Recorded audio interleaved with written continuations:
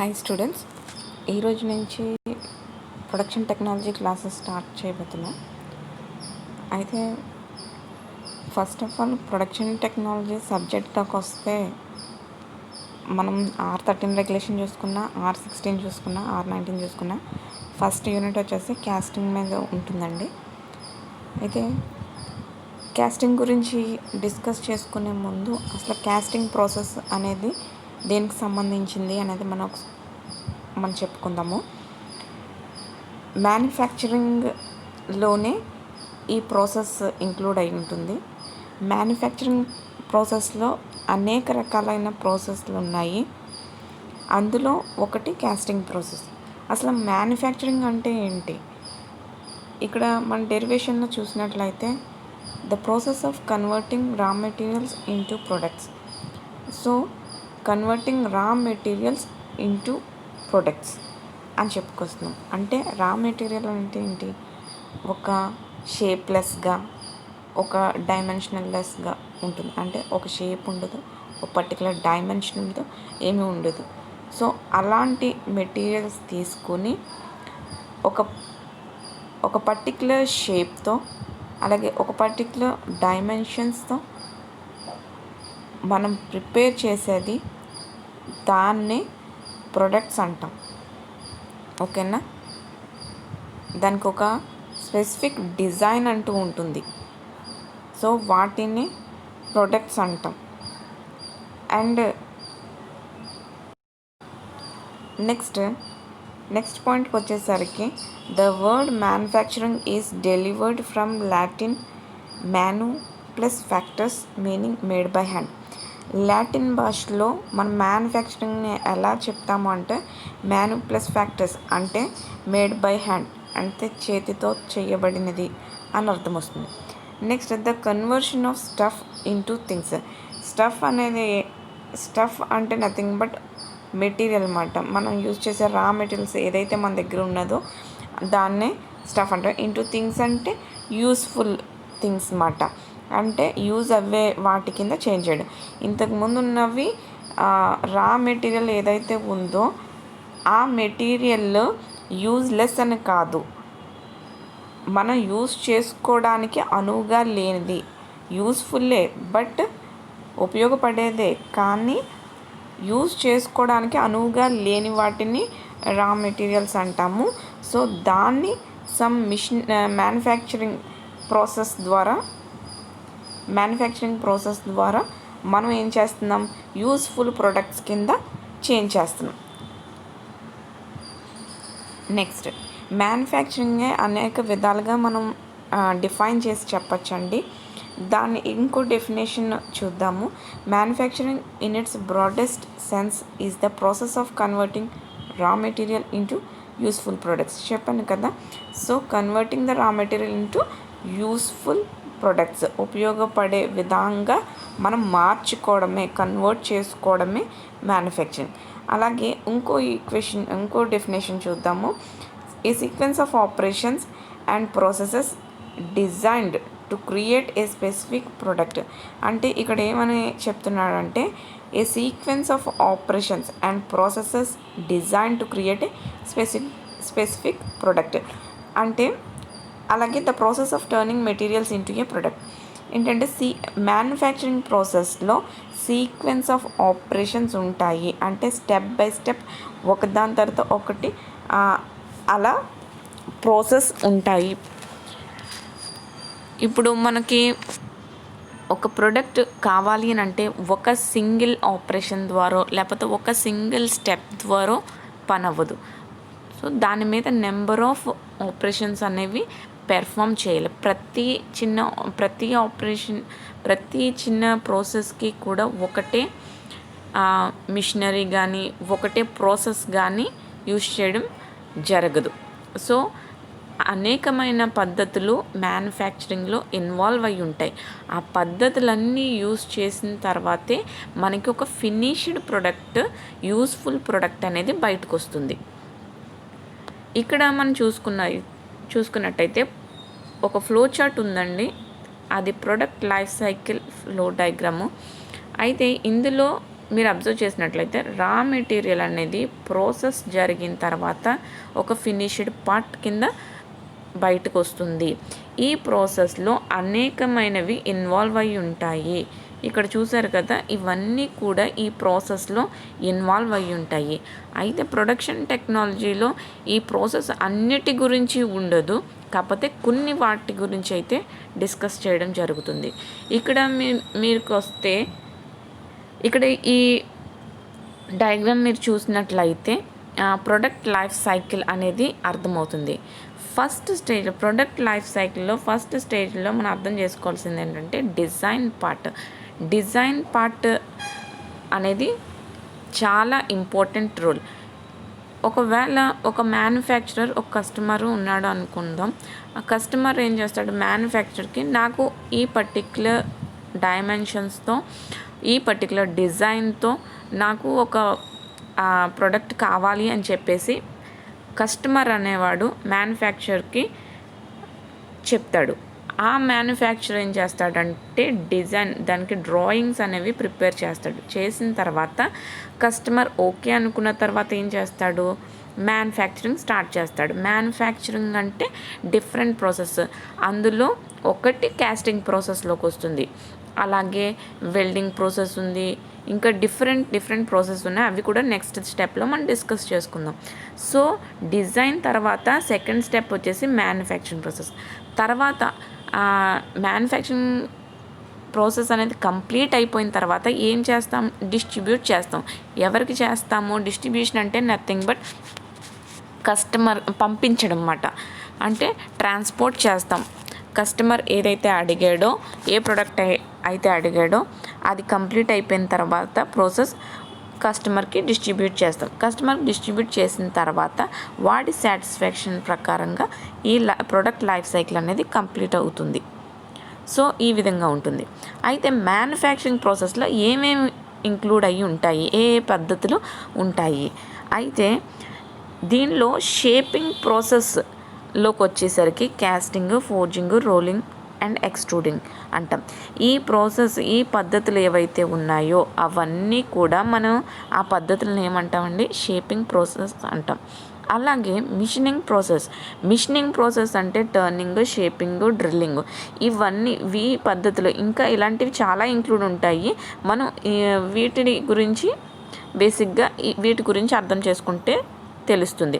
So machining ప్రాసెస్లో వీటన్నిటిని turning, shaping, drilling etcetera వీటన్నిటిని మిషనింగ్ ప్రాసెస్ అంటాం.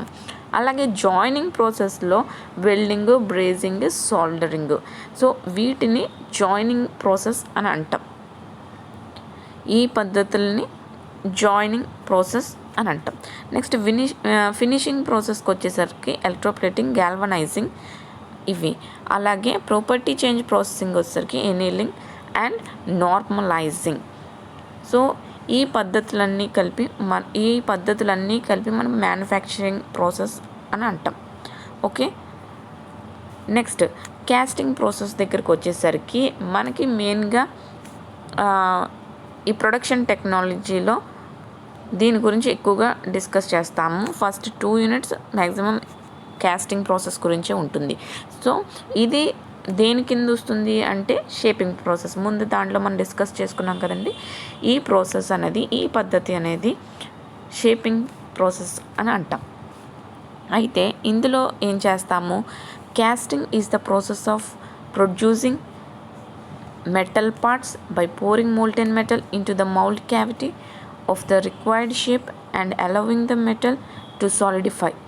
The solidified metal piece is called as casting. ఇక్కడ దీనిలో ఏమని చెప్తున్నాము అంటే క్యాస్టింగ్ ప్రాసెస్లో మెయిన్గా ఏంటంటే రా మెటీరియల్ అనేవి తీసుకొని దాన్ని ఒక ఫర్నెస్లో పోసి దానికి హీట్ అనేది అప్లై చేస్తాం. రా మెటీరియల్ అనేది ఒక ఫర్నెస్లో తీసుకొని దానికి హీట్ అనేది అప్లై చేసి up to the melting point, అంటే దీన్ని లిక్విడ్ స్టేజ్ వచ్చేంత వరకు దానికి హీట్ అనేది సప్లై చేస్తాం. అయితే దాని ఒక్కొక్క మెటీరియల్కి ఒక్కొక్క మెల్టింగ్ పాయింట్ అనేది ఉంటుంది. అన్నిటికీ ఒక మెల్టింగ్ పాయింట్ అనేది ఉండదు. అంటే అది ఆ మెటీరియల్ బట్టి అది లిక్విడ్ స్టేజ్కి ఎప్పుడు అవుతుందో ఓకే దాన్నే మెల్టింగ్ పాయింట్ అంటాం. ఆ రా మెటీరియల్ కాస్త లిక్విడ్ స్టేజ్కి ఎప్పుడైతే రీచ్ అవుతుందో దాన్ని మెల్టింగ్ పాయింట్ అంటాం. సో ఆ టెంపరేచర్ని మెల్టింగ్ పాయింట్ టెంపరేచర్ అని అంటాం. ఓకే, అండ్ అలా మోల్టెన్ స్టేజ్లో ఉన్న దాన్ని ఏం చేస్తాము, మౌల్డ్ క్యావిటీలో మనం పంపిస్తాం. మౌల్డ్ క్యావిటీ అనేది ఏంటి అని అంటే ఇందులో మనం మౌల్డింగ్ శాండ్ అనేది తీసుకుంటాం. ఓకేనా, మౌల్డ్ క్యావిటీ గురించి ఇంకా డీటెయిల్డ్గా నెక్స్ట్ వీడియోస్లో కూడా మనం తెలుసుకుందాము. First of all mould cavity అనేది ఏంటి అంటే దాంట్లో మనకి మౌల్డింగ్ శాండ్ ఉంటుంది. సో ప్యాటర్న్ ప్రిపేర్ చేసి ఆ మౌల్డింగ్ శాండ్లో మనం ఇంప్రెషన్ క్రియేట్ చేస్తాం. ఇంప్రెషన్ క్రియేట్ చేయడం వల్ల మనకి ఒక క్యావిటీ అనేది ఏర్పడుతుంది. దాన్నే మౌల్డ్ క్యావిటీ అని అంటాం. ఓకే, సో ఆ క్యావిటీలో మనం ఈ పోరింగ్ మోల్టెన్ మెటల్ అంటే మోల్టెన్ మెటల్ని ఆ క్యావిటీలోకి పంపించడం జరుగుతుంది. క్యావిటీ అంటే నథింగ్ బట్ ఒక ఇంప్రెషన్ అండి, ఒక షేప్లో మనకి ఏంటంటే అచ్చు కింద పడుతుంది అన్నమాట. దాన్నే క్యావిటీ అని అంటాం. దాంట్లోకి మనం ఈ మోల్టెన్ మెటల్ మొత్తం ఫిల్ చేస్తాం. ఫిల్ చేసిన తర్వాత ఏం చేస్తాము, దాన్ని ఒక టైం పీరియడ్ వరకు దాన్ని అలా వదిలేస్తాం. వదిలేసిన తర్వాత ఏమవుతుంది, అది కూల్ అయిపోతుంది. టెంపరేచర్ గ్రాడ్యువల్లీ డిక్రీజ్ అయిపోతుంది. ఎప్పుడైతే అది లిక్విడ్ ఫామ్లో ఉన్న టెంపరేచర్ ఏదైతే ఉందో నెమ్మదిగా మనం అలా వదిలేయడం బట్టి టెంపరేచర్ అనేది డిక్రీజ్ అవుతూ వస్తుంది. వచ్చిన తర్వాత ఎప్పుడైతే మనకి యాంబియంట్ టెంపరేచర్కి రీచ్ అవుతుందో అంటే రూమ్ టెంపరేచర్కి రీచ్ అవుతుందో అప్పుడు ఏమవుతుంది, కంప్లీట్గా లిక్విడ్లో ఉన్నది కాస్త సాలిడ్లోకి చేంజ్ అయిపోతుంది. సో సాలిడ్ పార్ట్ అయిపోయిన తర్వాత దాన్ని ఏం చేస్తాం, మౌల్డ్ క్యావిటీ నుంచి బయటికి తీసి సమ్ అదర్ మిషనింగ్ ప్రాసెస్ ద్వారా దాన్ని కంప్లీట్ స్ట్రక్చర్ని ఫామ్ చేస్తాం. ఓకే, దాన్ని కాస్టింగ్ ప్రాసెస్ అంటాం. ఇక్కడ ఫిగర్లో చూసినట్లయితే మీకు అర్థమవుతుంది. సో దీన్నే మౌల్డ్ క్యావిటీ అని అంటాము. సో ఈ ప్యాటర్న్లో ఏదైతే ఉందో upper part of the pattern cope అని అంటాము, lower part of the pattern drag అని అంటాము. ఈ రెండు కాంబినేషన్నే ఫ్లాస్క్ అంటాం, మౌల్డ్ ఫ్లాస్క్ అని అంటాము. అయితే దీన్ని రైజర్ అని అంటాము, దీన్ని రన్నర్ అంటాం. నేను క్లియర్గా చెప్తాను, జాగ్రత్తగా వినండి. So first thing cope and drag తెలుసుకోండి. ఒక ప్యాటర్న్ అంటే ఏమీ లేదు, ఒక షేప్, ఒక మోడల్, ఒక డిజైన్, మనం ఏ విధంగా అన్నా మనం చెప్పుకోవచ్చు ప్యాటర్న్ అంటే. ఇప్పుడు ఫర్ ఎగ్జాంపుల్ ఒక యాపిల్ షేప్ మనకి కావాలి అనుకుందాం. యాపిల్ షేప్ కావాలంటే ఏం చేస్తాము, ఆ షేప్లో మనం ప్రిపేర్ చేస్తాం, అవునా కదా. నెక్స్ట్ ఫిగర్ చూస్తే మీకు అర్థమవుతుంది. ఓకే, నేను నెక్స్ట్ వీడియోలో ఆ ఫిగర్ చూపిస్తాను, నో ప్రాబ్లం. అయితే ఒక షేప్ కావాలి, ఇలా రౌండ్ షేప్ ఒకటి కావాలి అనుకుందాం. కావాలి అనుకుంటే ఏమవుతుంది, ఒక దానికి హాఫ్ పార్ట్ నేను ఒక బాక్స్లోని అనదర్ హాఫ్ పార్ట్ అంటే ఇలా సి షేప్ ఉంటుంది కదండి, ఇలా సి షేప్ ఒక హాఫ్ పార్ట్, ఇంకో సి షేప్ ఇంకో హాఫ్ పార్ట్ కింద తీసుకున్నాను అనుకోండి. ఈ కంప్లీట్ దీన్ని ప్యాటర్న్ అని అంటాము. అయితే దీన్ని upper portion of the pattern అంటాం, దీన్ని lower portion of the pattern అంటాం. ఏమీ లేదు, ఆ కంప్లీట్ స్ట్రక్చర్ కాస్త ఒకే పీస్ కింద కాకుండా 2 పీసెస్ కింద మనం డివైడ్ చేస్తున్నాం.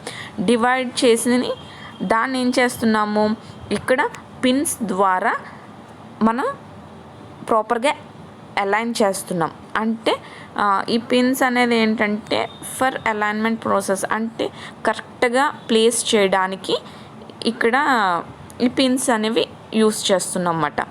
సో ప్లేస్ చేసిన తర్వాత ఏం చేస్తున్నాము, మోల్టెన్ మెటల్ అనేది దీనిలో పంపించినప్పుడు ఏమవుతుంది, ఇది కంప్లీట్గా క్యావిటీ అనేది ఫిల్ అవుతుంది. సో ఏదైతే మన ఇంప్రెషన్ ముందుగానే ప్లేస్ చేసామో అందులోకి ఆ గ్యాప్లోకి మోల్టెన్ మెటల్ అంతా వెళ్ళిపోయిన తర్వాత ఏం చేస్తున్నాము, ఇదంతా క్యావిటీ నిండిపోయిన తర్వాత మనకి ఎక్సెస్ మెటీరియల్ ఏదైతే ఉందో రైజర్లోకి కనిపిస్తుంది, రైజర్లోకి పైకి రావడం జరుగుతుంది. సో ఎవరైతే ఇక్కడ ఆపరేటర్ ఉన్నాడో లేకపోతే పెర్ఫామ్ చేస్తున్నాడో ఈ పర్టికులర్ ఆపరేషన్ని, ఆ పర్సన్ అనేది ఇక్కడ నుంచి వాచ్ చేయడం జరుగుతుంది. చేస్తే ఎప్పుడైతే రైజర్లో మెటల్ అనేది కనిపిస్తుందో అప్పుడు ఇక్కడి నుంచి మోల్టెన్ మెటల్ పంపించడం అనేది ఆపేస్తారన్నమాట. ఆపేసినప్పుడు ఏమవుతుంది, సో మోల్టెన్ మెటల్ దీంట్లో ఫిల్ అయిపోయిన తర్వాత దాన్ని ఒక 10 minutes లేకపోతే 15 minutes లేకపోతే ఒక half an hour some time అనేది ఉంటుంది. ఆ మోల్టెన్ మెటల్ సాలిడ్ స్టేజ్లోకి చేంజ్ అవ్వడానికి కాస్త టైం పీరియడ్ అనేది ఉంటుంది. ఆ టైం పీరియడ్ని బేస్ చేసుకుని అలాగే ఆ సైజు ఎంత సైజు ఉందో దాన్ని బేస్ చేసుకుని ఓకే మనం ఏం చేస్తాము, టైం గ్యాప్ ఇస్తాం. ఇచ్చిన తర్వాత మనకేంటి ఫుల్ కంప్లీట్గా సాలిడ్ స్టేజ్కి పార్ట్ వచ్చిన తర్వాత ఈ ప్యాటర్న్ నుంచి ఈ మౌల్డ్ క్యావిటీ నుంచి మనం రిమూవ్ చేస్తాం. ఓకే, ఈ మౌల్డ్ క్యావిటీ నుంచి మనం ఆ పార్ట్ రిమూవ్ చేస్తాం. నెక్స్ట్ ఫర్దర్ ప్రాసెస్ అనేది జరుగుతుంది. సో రైజర్ అనేది ఎందుకు ఏంటి అని అంటే క్యావిటీ అనేది ఫిల్ అయ్యిందా లేదా అని చూడడానికి. ప్లస్ రెండో పాయింట్ ఏంటంటే మనకి ష్రింకేజ్ అనేది ఎప్పుడైతే లిక్విడ్ మెటల్లో ఉందో అది సాలిడ్ స్టేజ్కి మారేటప్పుడు ష్రింక్ అవుతుంది, అంటే కాంట్రాక్ట్ అవుతుంది అన్నమాట. మెటల్ మాలిక్యూల్స్ అన్నీ కూడా దగ్గరికి రావడం జరుగుతాయి అన్నమాట. అయితే జరిగినప్పుడు ఏమవుతుంది, కాస్త గ్యాప్ అనేది మిగిలిపోతుంది. ఆ గ్యాప్ ఫిల్ చేయడానికి కూడా ఈ రైజర్లో మోల్టెన్ మెటల్ యూజ్ అవుతుంది. సో ఆ పర్పస్ కూడా రైజర్ అనేది యూజ్ అవుతుంది. అండ్ రన్నర్ వచ్చేసరికి రన్నర్ అనేది ఏంటంటే ఫ్లో ఆఫ్ ద మెటీరియల్ అని చెప్పుకోవచ్చు. ఈ రన్నర్ ద్వారా మనకి మౌల్డ్ క్యావిటీలోకి మెటల్ అనేది వెళ్తుంది. వేర్ శాండ్ అనేది ఏంటంటే ఉత్తి ఇసుక అని మనం చెప్పకూడదు. శాండ్లో clay plus sand plus moisture plus and binders అంటాము. అది ఏంటంటే పట్టుకోవడానికి గట్టి పట్టు ఉండడానికి మనం యూస్ చేస్తాము. సో అంటే విరిగిపోకుండా మనకి గట్టిగా ఉండడానికి ఆ మ్యాటర్ అంతా గట్టిగా ఉండడానికి మనం యూస్ చేస్తాము బైండర్స్ని. నెక్స్ట్ ఫర్దర్ వీడియోస్లో కూడా మీకు ఈజీగా అర్థమవుతుంది. సో ఇక్కడ యూజ్ చేసేది మెటల్ వచ్చేసి పోరింగ్ మెటల్ వచ్చేసి aluminium. So cope and drag అనేది అర్థమైంది కదండి. ప్యాటర్న్లో హాఫ్ పోర్షన్ కోప్ అంటాం, మిగతా హాఫ్ పోర్షన్ డ్రాగ్ అని అంటాము. సో అప్పర్ పోర్షన్ని కోప్ అంటాం, లోవర్ పోర్షన్ ఆఫ్ ద ప్యాటర్న్ని డ్రాగ్ అంటాం. ఓకే, మిగతా టర్మ్స్ అన్నీ నేను ఎక్స్ప్లెయిన్ చేయడం జరిగింది. Thanks for watching this video.